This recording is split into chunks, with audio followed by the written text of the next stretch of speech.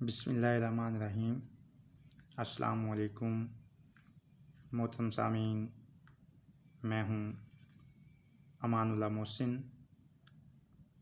اور میں آپ کے سامنے آج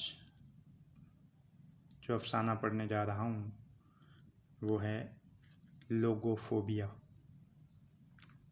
افسانہ نگار ناصر عباس نیّر۔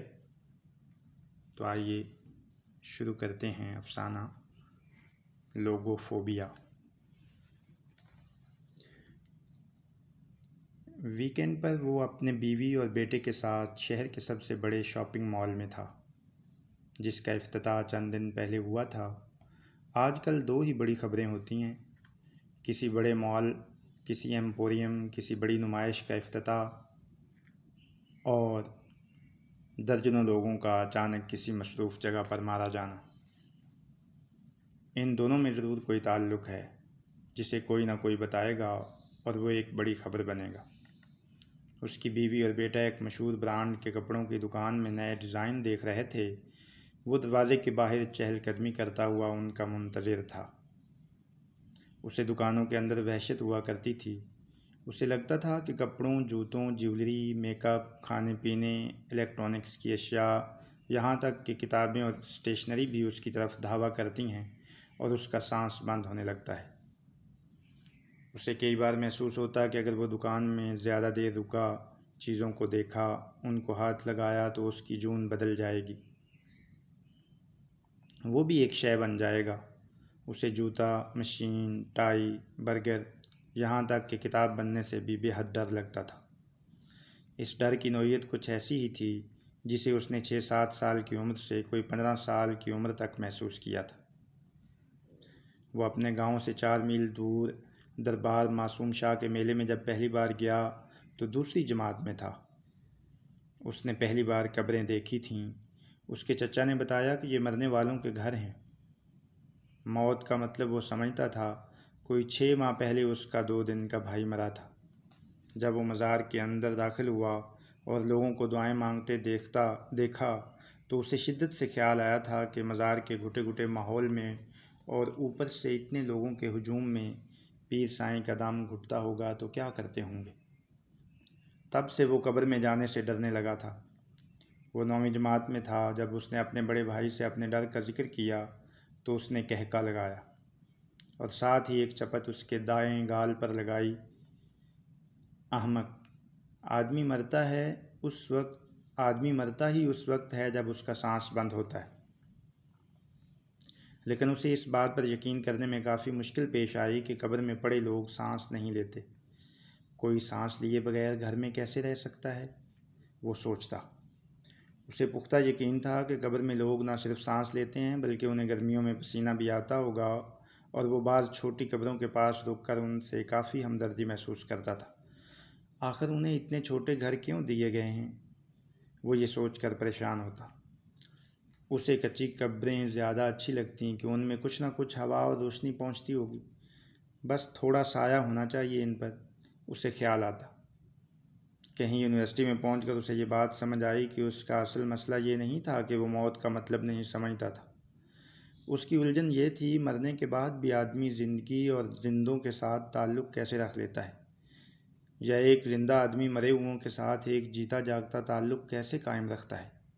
لیکن اسے یہ ماننے میں کبھی تامل نہیں ہوا کہ وہ سانس کے بند ہونے سے ڈرتا تھا۔ دکانوں اور شاپنگ مالوں میں جانے سے اسے لگتا تھا کہ وہ شے بنے گا تو اس کا دم مسلسل گھٹتا رہے گا۔ بیوی کے خیال میں وہ کلاسٹروفوبیا، میکانوفوبیا اور ڈیموفوبیا جیسے امراض کا شکار ہے اور اسے کسی اچھے ماہر نفسیات سے مدد لینی چاہیے۔ بیوی کا یہ بھی خیال تھا کہ شہروں میں آنے والے دیہاتی اکثر ان امراض کا شکار ہو جاتے ہیں۔ وہ جواب میں کچھ نہ کہتا، البتہ مزید الجھن کا شکار ہو جاتا اور سوچتا رہتا۔ ویسے بیوی کو جواب دینے کے لیے اس کے پاس بڑی سادہ سی دلیل تھی جو اس نے مدت پہلے گھڑی تھی اور جسے اس نے کافی مؤثر پایا تھا۔ یہ کہ خوف کے خلاف لڑنا مشکل بھی ہے اور بے معنی بھی۔ خوف کے ساتھ جینا سیکھ لینا چاہیے۔ وہ اپنے تجربے کی بنیاد پر کہتا تھا کہ خوف ایک جیتی جاگتی حقیقت ہے، اس کے خلاف لڑنے سے آپ خوف کو موقع دیتے ہیں کہ وہ چھپ کر کسی دوسرے کونے سے، کسی نامعلوم مقام سے آپ پر حملہ کرے۔ لیکن خوف کے ساتھ جینے سے آپ اس کے چہرے، چال، ڈھنگ اور اس کی کمزوریوں سے واقف ہو جاتے ہیں۔ البتہ وہ کبھی کبھی یہ سوچ کر ہنس پڑتا تھا کہ اسے بند دکانوں کی اشیاء سے وحشت صحیح، پر یہ سمجھ میں تو آتی ہے کہ وہ اس کی دنیا سے اسی طرح کا تعلق رکھتی ہے جیسے وہ کالی بلی جس سے وہ بچپن میں وہ بہت ڈرا کرتا تھا، مگر اسے دیکھنے کی ضد بھی کیا کرتا تھا۔ مگر اس وحشت کے لیے کلاسٹروفوبیا، میکانوفوبیا، ڈیموفوبیا جیسے الفاظ خوفناک حد تک مضحک خیز معلوم ہوتے ہیں۔ وہ اس بات پر خاصا دلگیر اور اداس ہو جاتا کہ وہ جس وحشت کو بھگت رہا ہے اور جس سے وہ خاصا آشنا ہو گیا ہے اور کچھ راحت بھی محسوس کرنے لگا ہے، اس وحشت کو ایک اجنبی، بھاری بھرکم، اس کے ذہن میں ایک بھیانک قسم کی مرعوبیت کو پیدا کرنے والے الفاظ تلے دبا دیا جاتا ہے۔ اسے اپنا سانس مزید گھٹتا ہوا محسوس ہوتا۔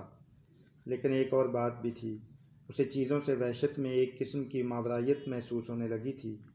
وہ جب چیزوں سے خوفزدہ ہوتا تو خود کو ایک ایسی کیفیت میں پاتا جس میں آس پاس کی چیزوں، باتوں سے اداسی کے ساتھ الگ ہونے، مگر انہیں زیادہ وضاحت سے دیکھنے اور ان کے معنی کو جاننے کی وہ ایک انوکھی آسانی محسوس کرتا۔ اس نے خود ہی یہ سمجھ لیا تھا کہ یہ ماورائیت ہے۔ وہ اس ماورائیت کو کھونا نہیں چاہتا تھا، اور اس کی ایک اور وجہ بھی تھی، یہ کہ اسی کی بنا پر کئی ایسی چیزیں اور باتیں اسے گوارا ہوتی تھیں جو آدمی کو خودکشی جیسے انتہائی قدم پر مجبور کرتی ہیں۔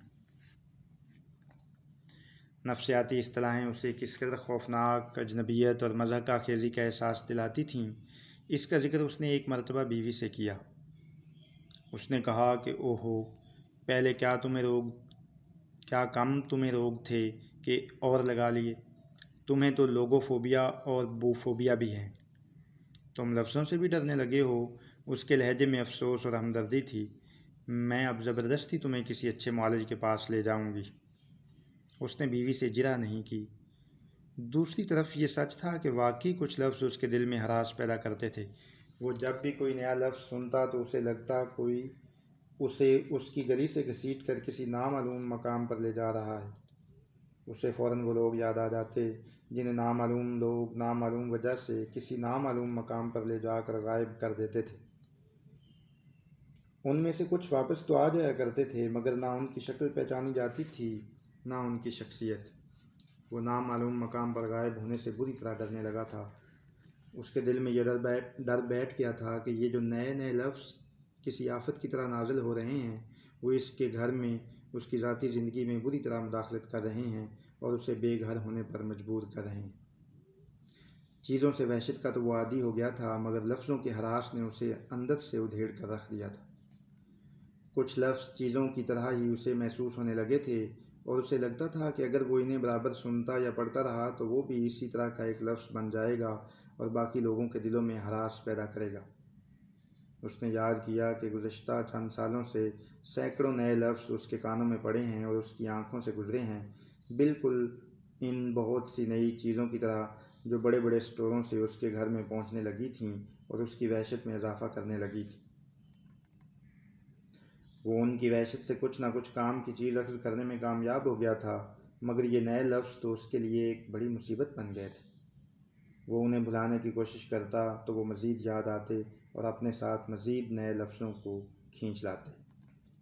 یہ بات کہیں زیادہ پریشان کن تھی کہ کوئی لفظ اکیلا نہیں آتا، کئی لفظوں کی فوج ظفر موج لے کر آتا تھا۔ کبھی کبھی اسے لگتا کہ دنیا میں اگر قیامت آئی تو انہی لفظوں کے ہاتھوں آئے گی۔ آخر دنیا کے اتنے سارے لفظوں کی ضرورت ہی کیا ہے، وہ سوچتا۔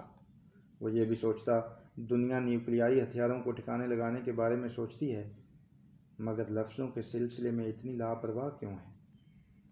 پہلے اس نے ٹی وی دیکھنا بند کیا، پھر کتابیں پڑھنا بند کر دی تھیں۔ اسے لگا تھا کہ کتاب پڑھنا آدمی کی فطرت کے خلاف ہے۔ اسے کچھ عرصے سے کتابیں پڑھ کر عالم فاضل بننے والوں سے زیادہ عام لوگ زیادہ خوش نصیب معلوم ہونے لگے تھے، اور ان سے بھی زیادہ جانور اور پودے اپنی فطرت کے قریب محسوس ہونے لگے تھے۔ اور اس نے واقعی دن کا ایک حصہ پودوں اور پرندوں کے ساتھ گزارنا شروع کر دیا تھا۔ پودے پرندوں سے بھی زیادہ اچھے تھے کہ سرے سے کچھ بولتے ہی نہیں تھے۔ پرندے بھی بولتے ضرور تھے اور ضرورت کے بغیر بھی بولتے تھے، مگر ان کی لفظ نما آوازیں گنی چنی تھیں۔ وہ آدمیوں کی طرح وہ لفظ نہیں بولتے تھے جو کسی اور دنیا کی باتیں بتاتے ہیں۔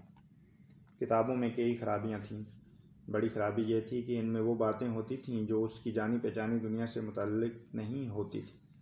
وہ سوچتا، کتابیں پڑھنے سے آدمی کا اپنی جانی پہچانی دنیا سے تعلق کمزور پڑ جاتا ہے اور خود پر اختیار ختم ہو جاتا ہے۔ وہ ان لوگوں کے رحم و کرم پر ہوتا ہے جنہیں وہ جانتا تک نہیں۔ ایک اور غضب بھی تھا کہ کتابیں پڑھنے سے آدمی مسلسل بدلنے کے ایک چکر میں گرفتار ہو جاتا ہے۔ یہی نہیں، اسے اپنے بیوی بچوں سے زیادہ ان لوگوں کی فکر ہونے لگتی ہے جنہیں اس نے کبھی دیکھا تک نہیں ہوتا، نہ دیکھنے کا کوئی امکان ہوتا ہے، اور ہر کتاب پڑھنے کے بعد اسے لگتا کہ اسے ان باتوں کی فکر کھائے جا رہی ہے جو حقیقی طور پر اس کی زندگی میں کبھی رونما ہی نہیں ہوئی ہوتی۔ وہ خود کو ایک خیالی قید خانے میں محسوس کرتا۔ اسے ان لوگوں پر حیرت ہوتی جو کتابوں کی خیالی دنیا کو جنت کہتے تھے۔ جنت اگر خیالی ہے تو قید خانہ ہی ہے۔ یہ بات لوگوں کو سمجھ کیوں نہیں آتی؟ کتاب کے بعد اس نے اخبار پڑھنا بھی بند کر دیا تھا۔ اس نے شاپنگ مال میں ٹہلتے ہوئے جس خیال کا اچانک غلبہ محسوس کیا تھا، اس کا تعلق بھی کچھ لفظوں کے خوف سے تھا۔ اسے اچانک یہ خیال سوجھا اور اس کے اعصاب پر جیسے طاری ہو گیا کہ سینکڑوں کتابیں پڑھنے کے باوجود اسے کچھ عام سے سوالوں کا جواب تک نہیں ملا۔ مثلاً، اس سے خوشی اتنی جلدی کیوں رخصت ہو جاتی ہے؟ اس کی بڑی سے بڑی خواہش کے پورے ہونے کے بعد وہ پل بھر کے لیے خوش ہوتا ہے، پھر ایک مہیب خالی پن محسوس کرتا ہے۔ جیسے جیسے خواہشیں پوری ہوتی جاتی ہیں، یہ خالی پن ہے کہ بڑھتا ہی جاتا ہے۔ اسے لگتا ہے کہ جیسے وہ جہنم نما گہراؤں کے کنارے کے قریب آتا جا رہا ہے اور وہ وقت بعید نہیں جب وہ اس میں گر جائے گا۔ اپنے اتنے بھیانک انجام سے وہ خوفزدہ تھا۔ کیسی انوکھی بات ہے، مجھے ایک عام سے سوال کا جواب کتابوں سے نہیں ملا۔ ایک سوال جو مسلسل آدمی کا پیچھا کرے وہ عام ہی تو ہوتا ہے۔ ابھی شام کے وقت جب روشنیوں نے دن کا سماں پیدا کر رکھا ہے، اس شاپنگ مال کے ایک بڑے برانڈ کے کپڑوں کی دکان کے آگے ٹہلتے ہوئے اسے یہ خیال ہوا کہ اس کے پاس سوالوں کے جواب تلاش کرنے کا ایک اور ذریعہ بھی تو ہے، اور وہ بھی اتنا پرانا، اتنا قریب۔ اس کا دھیان پہلے کیوں نہ اس طرف گیا؟ وہ حیران ہوا۔ اس کے خواب۔ یہ خیال اسے اس لیے بھی سوجا تھا کہ کل رات اس نے ایک عجیب خواب دیکھا تھا جو اب تک اسے خاصی تفصیل کے ساتھ یاد تھا۔ اسے لگا کہ یہ خواب اسے یاد ہی اس لیے رہا ہے کہ وہ اس کے اندر اس خیال کو راسخ کر سکے کہ خواب بھی اسے ان سوالوں کے جواب دے سکتے ہیں جو اس کے دل میں جوار بھاٹا کی کیفیت پیدا کرتے ہیں۔ یوں بھی اس نے محسوس کیا کہ خواب سے زیادہ کوئی شے ذاتی نہیں ہوتی۔ کوئی مائی کا لال آدمی کے خواب کی دنیا میں داخل نہیں ہو سکتا۔ اس نے بیوی اور بیٹے سے کہا کہ وہ کافی پینے جا رہا ہے، جب وہ شاپنگ سے فارغ ہو جائیں تو اسے فون کر لیں۔ اس نے خواب کو یاد کرنے کی کوشش